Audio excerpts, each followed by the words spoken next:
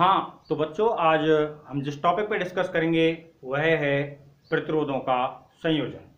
कौन सा है? प्रतिरोधों का संयोजन। तो प्रतिरोधों को किस प्रकार से संयोजित करते हैं, क्या उनका परिणाम प्राप्त होता है, इस टॉपिक पर आज हम डिस्कस करेंगे। डिस्कस करने से पहले मैं एक मेन या मुख्य मुद्दे पर आता हूं। वो ये है कि प्रतिरोधों को संयोजित किया क्यों जाता है। प्रतिरोधों को संयोजित क्यों किया जाता है, तो उसका एक छोटा सा जवाब है। वो ये, अपने पास मान लो कोई दो प्रतिरोधक हैं R1 और R2, या कोई भी और ज्यादा हो सकते हैं। अलग अलग मान के दो या दो से अधिक प्रतिरोध उपस्थित हैं और हमें किसी परिपथ में जितने मान के प्रतिरोध की आवश्यकता है वह मान किसी एक प्रतिरोध से प्राप्त नहीं हो रहा है। यानी कि हमारे पास अलग अलग मान के बहुत सारे प्रतिरोध उपस्थित हैं और हमें किसी परिपथ में एक प्रतिरोध लगाने की आवश्यकता है। वह प्रतिरोध या वह मान किसी एक प्रतिरोध से प्राप्त नहीं हो रहा है। तो हम क्या करते हैं, दो या दो से अधिक, जरूरत के अनुसार दो या दो से अधिक प्रतिरोधों को एक साथ संयोजित कर देते हैं। दो या दो से अधिक प्रतिरोधों को एक साथ संयोजित कर देते हैं। जैसे एक छोटा सा एग्जांपल लेता हूं कि अपने को 3 रुपए देने हैं। हमें किसी को कितने रुपए देने हैं? 3। हमारे पास कितने कितने रुपए उपस्थित रहते हैं? 1 रुपए का एक सिक्का होता है और 2 रुपए का सिक्का होता है। तो हमें देने तो 3 है, 3 रुपए का सिक्का तो प्रेजेंट ही नहीं है। तो क्या हम किसी को पेमेंट नहीं करेंगे? पेमेंट तो करना पड़ेगा ना। तो पेमेंट कैसे किया जाएगा? हो सकता है एक के 3 सिक्के हों तो 1 + 1 + 1 करके दे दिए जाए। हो सकता है 2 और 2 के सिक्के दे दिए जाएं। तो इस प्रकार से हम 3 रुपए का पेमेंट कर देंगे। वही बात यहां आती है कि प्रतिरोधों को संयोजित क्यों करते हैं? जब किसी एक प्रतिरोध से पर्याप्त मान प्राप्त नहीं होता है। जब किसी एक प्रतिरोध से पर्याप्त मान प्राप्त नहीं होता है तो दो या दो से अधिक प्रतिरोधों को, कैसे प्रतिरोधों बेटा?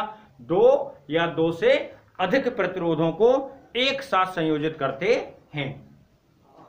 तो समझ में आया कि प्रतिरोधों को संयोजित क्यों किया जाता है? तो सीधा सा जवाब है, जब किसी एक से पर्याप्त मान प्राप्त ना हो, चाहे वो प्रतिरोध हो चाहे वो सेल हो, आगे और भी हम संयोजनों को पढ़ेंगे। जब किसी एक से पर्याप्त मान प्राप्त ना हो तो 2 या 2 से अधिक को संयोजित कर दिया जाता है। अब संयोजन या 2 प्रकार का होगा। कितने प्रकार का होगा? 2 प्रकार का। एक जो संयोजन होता है उसे बोलते हैं श्रेणी क्रम संयोजन। कौन सा बोलते हैं बेटा? श्रेणी क्रम संयोजन। और दूसरा संयोजन होता है उसे कौन सा बोलते हैं? समांतर क्रम या पार्श्व क्रम संयोजन। दूसरा संयोजन कौन सा होता है? समांतर क्रम संयोजन या पार्श्व क्रम संयोजन। अब यहां जो श्रेणी क्रम संयोजन है, अभी हम सूत्र निकालेंगे तब पता चलेगा। ये तो मान में अधिकता लाता है, जो परिणामी मान आएगा उसमें क्या करेगा? ये वृद्धि करता है। और जो समांतर क्रम संयोजन है ये मान में क्या करता है? कमी करता है। ठीक है बेटा। तो संयोजन क्यों किया? क्योंकि जब किसी एक प्रतिरोध से पर्याप्त मान प्राप्त नहीं हो तो प्रतिरोधों को संयोजित किया जाता है। पर्याप्त मान प्राप्त करने के लिए ये 2 प्रकार से होता है। एक तो श्रेणी क्रम संयोजन होता है और एक समांतर क्रम संयोजन होता है। श्रेणी क्रम संयोजन में मान में वृद्धि आती है और समांतर क्रम संयोजन से मान में कमी होती है। प्रतिरोधों का संयोजन कर रहे हैं तब की बात हम करते हैं। तो अब आते हैं श्रेणी क्रम संयोजन पर। कौन सा संयोजन बेटा? श्रेणी क्रम संयोजन। हाँ तो देखो, श्रेणी क्रम संयोजन कैसे आएगा? प्रतिरोधों का श्रेणी क्रम संयोजन। प्रतिरोधों का कौन सा संयोजन निकाल रहे हैं बेटा? श्रेणी क्रम संयोजन। तो देखो, पहले उस संयोजन में करते क्या है? जब एक प्रतिरोध का या पहले प्रतिरोध का दूसरा सिरा या अंतिम सिरा जब प्रथम प्रतिरोध का अंतिम सिरा दूसरे प्रतिरोध के प्रथम सिरे के साथ संयोजित हो। जैसे मैं यहां प्रतिरोध बना के चलूं, ये एक प्रतिरोध है, ये दूसरा प्रतिरोध है, ये पहला सिरा है, दूसरा सिरा, पहला सिरा, दूसरा सिरा, ये ए प्रतिरोध मान लेते हैं, ये बी प्रतिरोध मान लेते हैं। जब ए प्रतिरोध का दूसरा सिरा बी प्रतिरोध के पहले सिरे से जुड़ जाए, इस प्रकार से जुड़े, दूसरा सिरा किससे जुड़ जाए? पहले से। ठीक है, तो इस संयोजन को कौन सा संयोजन कहते हैं? श्रेणी क्रम संयोजन। कौन सा संयोजन कहते हैं बेटा इसको? श्रेणी क्रम संयोजन। हम यहां 3 प्रतिरोधों के श्रेणी क्रम संयोजन का अध्ययन करेंगे। कितने प्रतिरोधों के? 3 प्रतिरोधों के श्रेणी क्रम संयोजन का अध्ययन करते हैं, जिनमें तीनों प्रतिरोधों के मान R1, R2 और R3 हैं। तो मैं मान के चल रहा हूं, एक प्रतिरोध ये रहा, दूसरा प्रतिरोध ये रहा, तीसरा प्रतिरोध ये रहा। 3 प्रतिरोध हैं जिनके मान क्या है? R1, R2 और R3। ठीक बेटा, इन तीनों प्रतिरोधों को किसी B वोल्ट की बैटरी के साथ श्रेणी क्रम में संयोजित कर दिया जाता है। कौन से क्रम में संयोजित कर दिया जाता है? श्रेणी क्रम में। ये B वोल्ट की बैटरी प्लस सिरा और ये कौन सा हो गया? माइनस सिरा। तो कुंजी को ऑन करते परिपथ में क्या प्रवाहित होगी बेटा? धारा। कुंजी को ऑन करते ही परिपथ में क्या प्रवाहित होती है? धारा। और श्रेणी क्रम संयोजन में धारा का मान क्या होता है? एक समान, और प्रत्येक प्रतिरोध के विभव का मान कैसा होता है? अलग अलग। श्रेणी क्रम संयोजन में प्रवाहित धारा का मान क्या होता है? एक समान, और जो विभव प्राप्त होगा प्रत्येक प्रतिरोध के सिरों पर वो कैसा आएगा? अलग अलग। तो यहां जो ये धारा प्रवाहित हो रही, यह धारा यहां पर भी जाएगी, यही धारा यहां रहेगी, और यही धारा यहां रहेगी, और यही धारा अंत के रूप में, अंतिम रूप में बाहर आ जाती है। यहां जो विभव रहेगा, R1 प्रतिरोध पर विभव रहेगा V1, R2 प्रतिरोध का विभव मान लेते हैं V2, और R3 प्रतिरोध का विभव मान लेते हैं V3। ठीक बेटा, तो भाषा अगर लिखें तो क्या हो जाएगा? पहले श्रेणी क्रम संयोजन की डेफिनेशन, परिभाषा। परिभाषा क्या बनेगी? जब प्रथम प्रतिरोध के दूसरे सिरे को, प्रथम प्रतिरोध के दूसरे सिरे को लिख सकते हैं, अंतिम सिरे को लिख सकते हैं। प्रथम प्रतिरोध के अंतिम सिरे को द्वितीय प्रतिरोध के प्रारंभिक सिरे के साथ जोड़ दिया जाए। जब प्रथम प्रतिरोध के अंतिम सिरे को द्वितीय प्रतिरोध के प्रारंभिक सिरे के साथ जोड़ दिया जाए तो बनने वाला संयोजन कौन सा संयोजन कहलाता है? श्रेणी क्रम संयोजन कहलाता है। बनने वाला संयोजन कौन सा संयोजन कहलाता है बेटा? श्रेणी क्रम संयोजन कहलाता है। ठीक है, ये तो अपन ने डेफिनेशन लिख दी। इसके बाद इसके बारे में लिख देते हैं चित्र के अनुसार, या चित्र में दर्शाए अनुसार 3 प्रतिरोध जिनके मान क्रम से क्या है? R1, R2 और R3। चित्र में दर्शाए अनुसार 3 प्रतिरोध जिनके मान क्या है? R1, R2 और R3 को कितने वोल्ट की बैटरी बेटा? B वोल्ट की बैटरी के साथ श्रेणी क्रम में संयोजित किया गया है। B वोल्ट की बैटरी के साथ कौन से क्रम में? श्रेणी क्रम में संयोजित किया गया है। तब कुंजी K को ऑन करने पर परिपथ में धारा प्रवाहित होती है। श्रेणी क्रम संयोजन में प्रत्येक प्रतिरोध में प्रवाहित धारा का मान तो क्या रहेगा? एक समान। श्रेणी क्रम संयोजन में प्रत्येक प्रतिरोध में प्रवाहित धारा का मान कैसा रहता है? एक समान, और प्रत्येक प्रतिरोध के सिरों पर उत्पन्न विभव का मान कैसा होता है? अलग अलग। ठीक बेटा, तब प्रथम प्रतिरोध के, कौन से प्रतिरोध के बेटा? प्रथम प्रतिरोध के सिरों पर उत्पन्न विभव, प्रथम प्रतिरोध के सिरों पर उत्पन्न विभव ओम के नियम के अनुसार देख के चले बेटा, तो B बराबर क्या होता है? IR। तो पहले प्रतिरोध के, प्रथम प्रतिरोध के ऊपर ले रहे, तो B प्रथम प्रतिरोध के स्थान पे क्या है? B नहीं है, क्या है? B1। और पहले प्रतिरोध प्रवाहित धारा कितनी है? I, और प्रतिरोध का मान कितना है? R1। तो B1 बराबर क्या आ जाएगा? IR1। जैसे पहले का आया, प्रथम का आया, ऐसे किसी का आ जाएगा बेटा द्वितीय। तो द्वितीय प्रतिरोध के सिरों पर उत्पन्न विभव, द्वितीय प्रतिरोध के सिरों पर उत्पन्न विभव क्या हो रहा है? B2। प्रवाहित धारा क्या है? I, और प्रतिरोध का मान क्या है? R2। तो B2 बराबर क्या आ गया? IR2। इसी प्रकार से कौन से का निकालते हैं बेटा? तृतीय का। तो तृतीय प्रतिरोध के सिरों पर उत्पन्न विभव, इसका मान क्या लेके चल रहे हैं, B3। विभव का मान B3 बराबर धारा कितनी है I और प्रतिरोध कितना है R3। तो B3 का मान क्या आ गया I R3। तो पहले, दूसरे और तीसरे प्रतिरोध के सिरों पर उत्पन्न विभवों का मान हम ज्ञात कर चुके हैं। अब हमें क्या करना है, कुल विभव लेना है। और कुल विभव कितना हो रहा है बेटा B। कुल विभव कितना लगाया जा रहा है, B वोल्ट का विभव है। तो तब कुल विभव का मान, कुल विभव का मान, तो तब कुल विभव का मान कितना आएगा, देखिए बेटा B बराबर क्या हो जाएगा, B1 प्लस B2 प्लस में क्या आ गया B3। ठीक है। अब माना परिणामी या तुल्य प्रतिरोध R हो तो, माना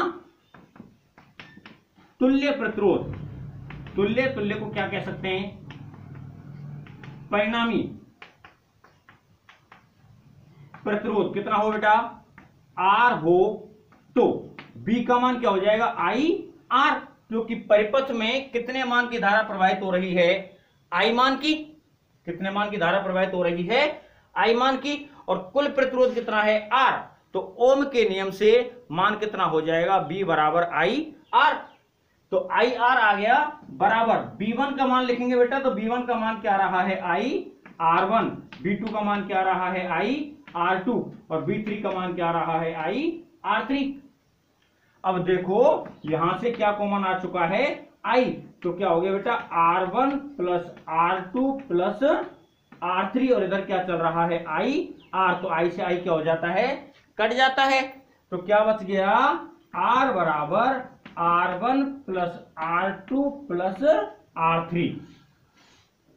R बराबर क्या हो गया बेटा R1 plus R2 plus R3।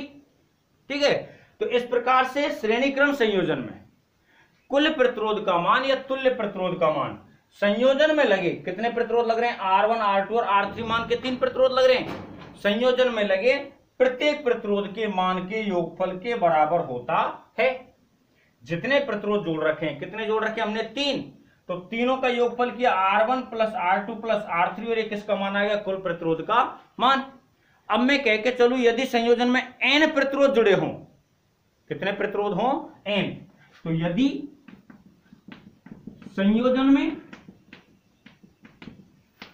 n प्रतिरोध हों तो अब n प्रतिरोध हुए तो मान क्या हो जाएगा बेटा, देखो R बराबर R1 plus R2 plus R3 plus dot dot dot और प्लस में क्या हो जाएगा Rn। भाई सभी का योगफल हो जाएगा, 3 का लिया तो 3 का हो गया, और मान लो 4 का लेते 4 का। ऐसे ही जब मैं n प्रतिरोधों को जोड़ूंगा तो कितने प्रतिरोधों का योगफल प्राप्त होगा बेटा, n प्रतिरोधों का योगफल ही प्राप्त होगा। अब आगे आता है यदि प्रत्येक प्रतिरोध का मान समान हो, प्रत्येक प्रतिरोध का मान क्या हो जाएगा, समान। तो लिख देता हूं यदि प्रत्येक प्रतिरोध कैसा हो, समान हो, समान हो तो अपने पास क्या हो जाएगा R1 बराबर R2 बराबर R3 बराबर डॉट डॉट डॉट और बराबर में क्या हो जाएगा बेटा Rn हो जाएगा। ठीक है। तो अब यहां पर देखो इन सब की जगह पे क्या लिख दें Rn, और इस कंप्लीट को मैं मान लेता हूं R डैश। क्या मान लेता हूं R डैश।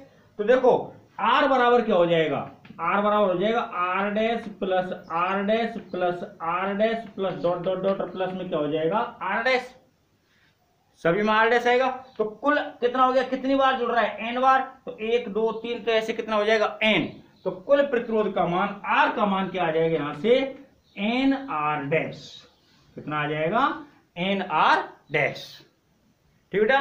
तो इस प्रकार से आता है श्रेणी प्रतिरोधों का श्रेणी क्रम संयोजन। तो कैसे करना है कैसे नहीं करना है, सबसे पहले श्रेणी क्रम संयोजन की डेफिनेशन लिखनी होगी। और डेफिनेशन कैसे लिखेंगे, जब प्रथम प्रतिरोध के अंतिम सिरे को द्वितीय प्रतिरोध के प्रथम सिरे के साथ संयोजित कर दिया जाए। प्रथम प्रतिरोध के कौन से सिरे को, द्वितीय सिरे को या अंतिम सिरे को, द्वितीय प्रतिरोध के कौन से सिरे के साथ, प्रथम सिरे के साथ संयोजित कर दिया जाए, तो बनने वाला संयोजन कौन सा संयोजन कहलाता है, श्रेणी क्रम संयोजन कहलाता है। कौन सा संयोजन कहलाता है बेटा, श्रेणी क्रम संयोजन।